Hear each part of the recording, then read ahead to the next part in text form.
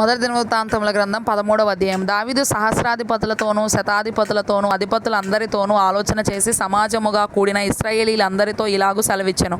ఈ యోచన మీ దృష్టికి అనుకూలమై మన దేవుడైన యెహోవా వలన కలిగిన ఎడల ఇశ్రాయేలీల నివాస ప్రదేశముల అంతటా శేషించియున్న మన సహోదరులను తమ పట్టణములలోనూ పల్లెలలోనూ కాపురమున్న యాజకులను లేవీయులను మనతో కూడుకొనున్నట్లు వారి యొద్దకు పంపి మన దేవుని మందసమును మరలా మన యొద్దకు కొంచెం వత్తము రండి. సౌలు దినములలో దాని యొద్ద మనము విచారణ చేయకయే యుంటిమి. ఈ కార్యము సమాజకులందరి దృష్టికి అనుకూలమాయెను గనుక జనులందరూ ఆ ప్రకారము చేయుదుమనిరి. కాగా దేవుని మందసమును కిర్యత్యారీము నుండి తీసుకొని వచ్చుటకు దావీదు ఐగుప్తు యొక్క షీహోరు నది మొదలుకొని హమతునకు పోవు మార్గము వరకు నుండి ఇశ్రాయేలీలందరినీ సమకూర్చెను.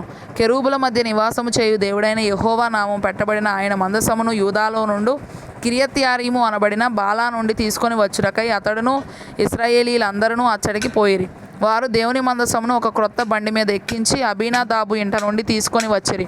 ఉజ్జాయిను అహ్యోయును బండిని తోలిరి. దావీదును ఇశ్రాయేలీలందరూ తమ పూర్ణశక్తితో దేవుని సన్నిధిని పాటలు పాడుచు సితారాలను స్వరమండలములను తంబుర్లను తాళములను వాయించుచు బూరలు ఊదుచుండిరి.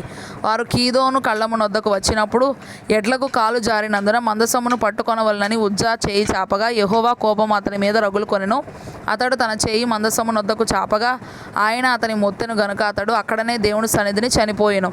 యెహోవా ఉజ్జాను వినాశము చేయుట చూచి దావీదు వ్యాకులపడెను. అందుచేత ఆ స్థలమునకు నేటి వరకు పెరెజ్ వినాశము ఉజ్జా అని పేరు.